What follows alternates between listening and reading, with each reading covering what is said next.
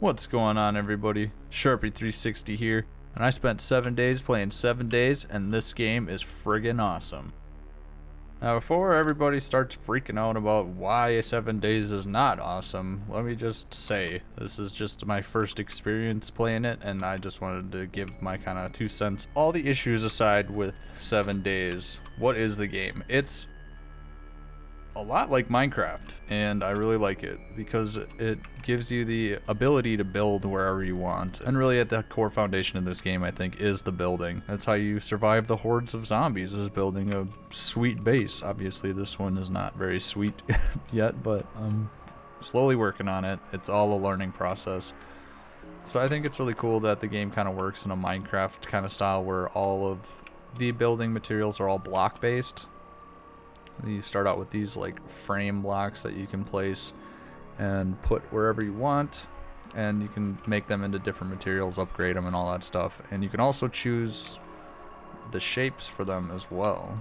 So for this one with the wood frame, I can actually choose the shape that I want, and it gives us just a absolute buttload of different, any shape you could possibly think of or want to use for building any type of base. It's all in here. There's over 2,000 of them right now in Alpha 20, so it's definitely limitless possibilities, and it's really, I haven't seen anything like that. It's like Minecraft on a whole other level, so super cool. And if you know of something else that has building system like this in it, please let me know down in the comments below, because I'd love to check it out. So on top of the building system, the game is a zombie horde survival game. So all around the area, there's going to be zombies that kind of roam around throughout the day, and at night they get a little bit more aggressive and they're actually faster. So there's a day-night cycle, obviously. So every 7 days there's a blood moon, and that basically means that all the zombies are going to go insane and try and kill you no matter what. They're just going to go absolutely nuts. So every 7 days is when the horde wave shows up, and that's when you need to make sure that your base is fully fortified and you have all the ammo and weapons you possibly need, all the medical supplies and all the food to make it through the night. It's not very long, but they do come in swarms as soon as you get into the higher day counts, so it can be unmanageable very quickly.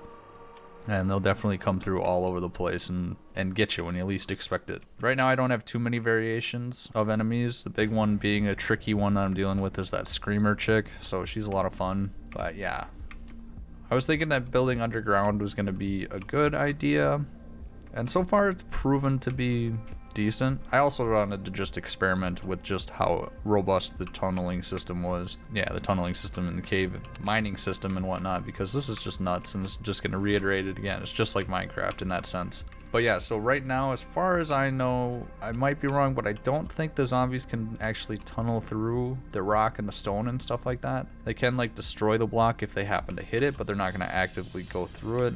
And then when Alpha 21 comes out, that's when they're going to introduce actual like tunneling mechanics for the zombies and stuff.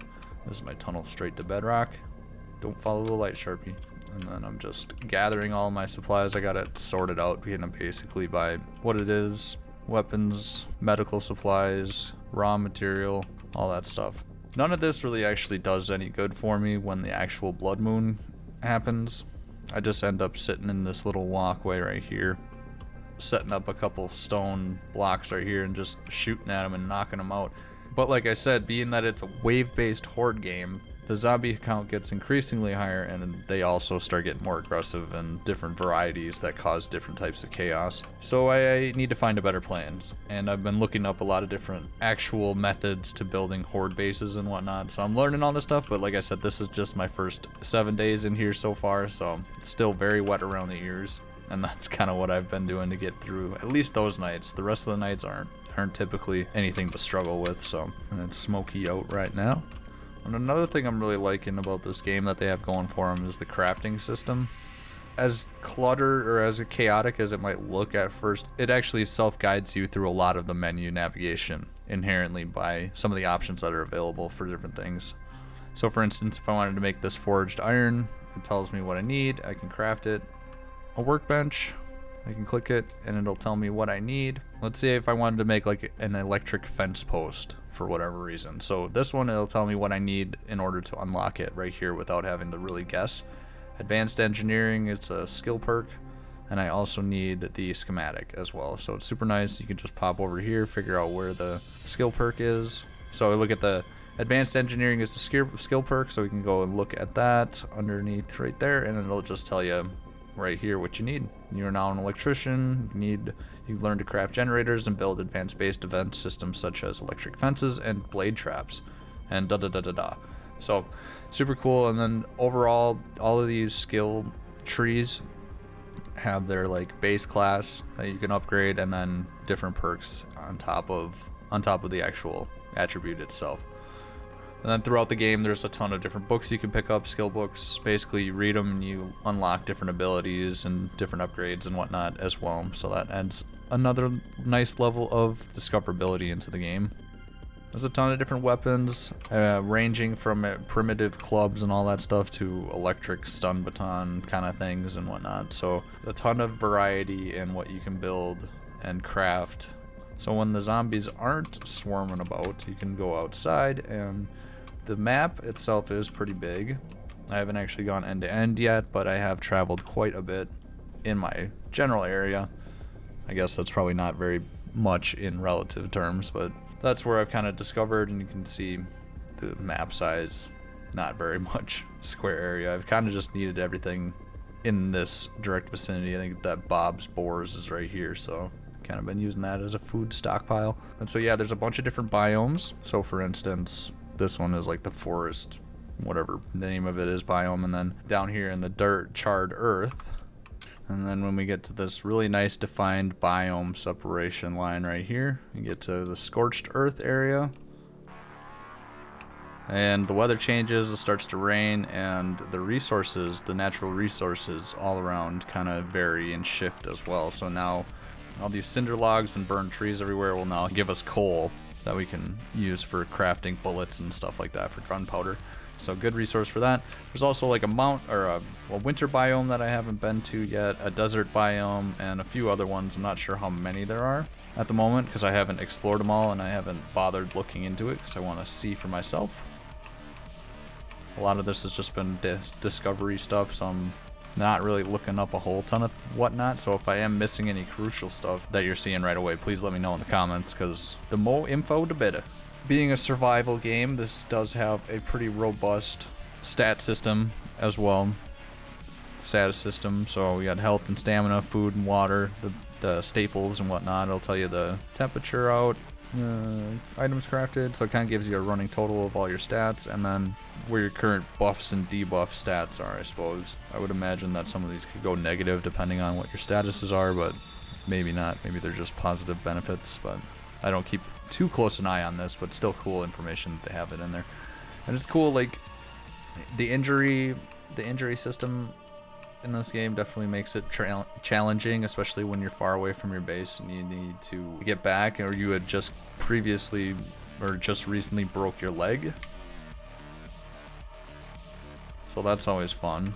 There's the potassium. There's, what is it? Sodium nitrate, potassium nitrate, potassium nitrate.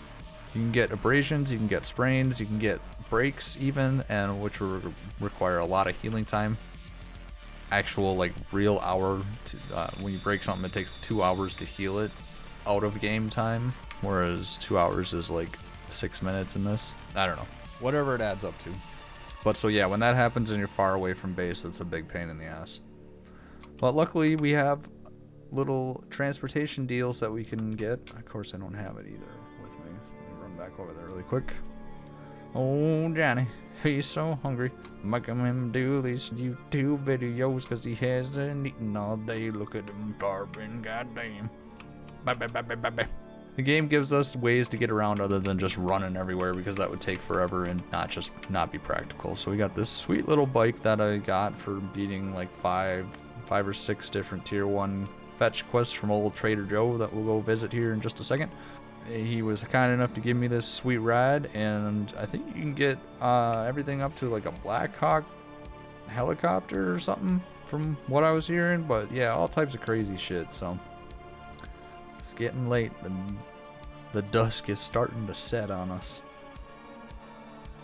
This bike definitely is a lifesaver though, because if you're like way over encumbered, it'll be the make or break getting back to the base safe. Oh my fucking god, dude.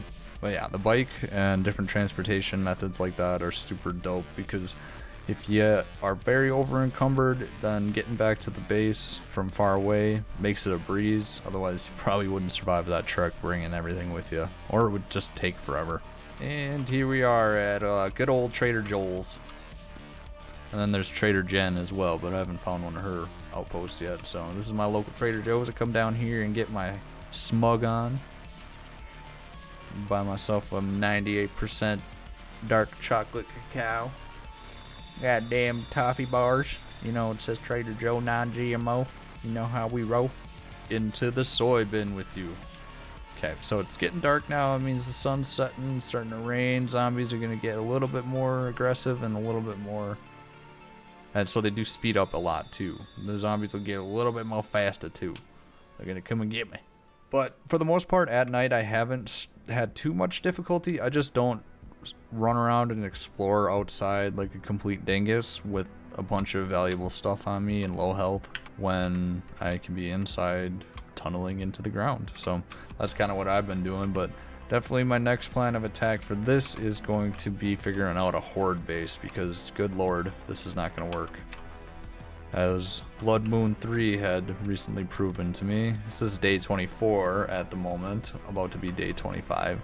And I'll keep this base here until something better develops, but definitely gonna need to get a horde base figured out so I can spend the Blood Moon night there. And yeah, that's kind of where I'm at with it at the moment. I definitely have a lot more that I need to discover out there in the world of Navasgen. But overall, I think this game is pretty dope. And like, I know that some of the people have been burned with this game because the developers seem to be completely inept in a lot of different ways. So hopefully that doesn't continue being the case, because I think that this is a really good game. I think it's a really good execution of very cool concepts, and I would love to see it keep going in development in a positive light. But it sounds like the crafting systems and a lot of different systems keep getting overhauled and changed to the point where you're relearning them from scratch with major updates, and I don't know, I would get very burnt out from that after putting a bunch of time into something like this, where you have to relearn it every few months because the developers can't make their mind up. That's definitely not something that I'm thrilled about. Like, for instance, when Alpha 21 comes out, you'll have to start over. And I get that that's kind of the way it goes sometimes, but still, it would be nice if that wasn't the case. Also, the console situation is pretty lame as well, but it is what it is. It's just, at this point, it's just another game in the long line of titles to play and come back to and all that good stuff. But overall, I think it did stand out in the ways that I had mentioned throughout this video. So let me know if you've played it before and what you thought of it in the comment section below. Let's get this conversation going a little bit, because it's I don't know, I think it's worth talking about. It's pretty cool.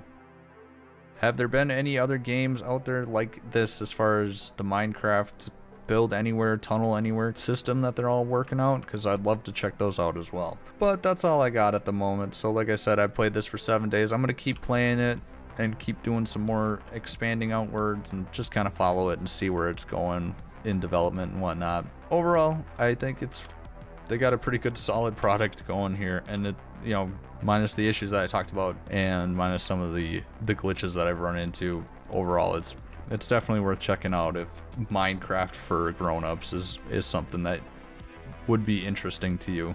Plus there's zombies, so you can't go wrong with that, right?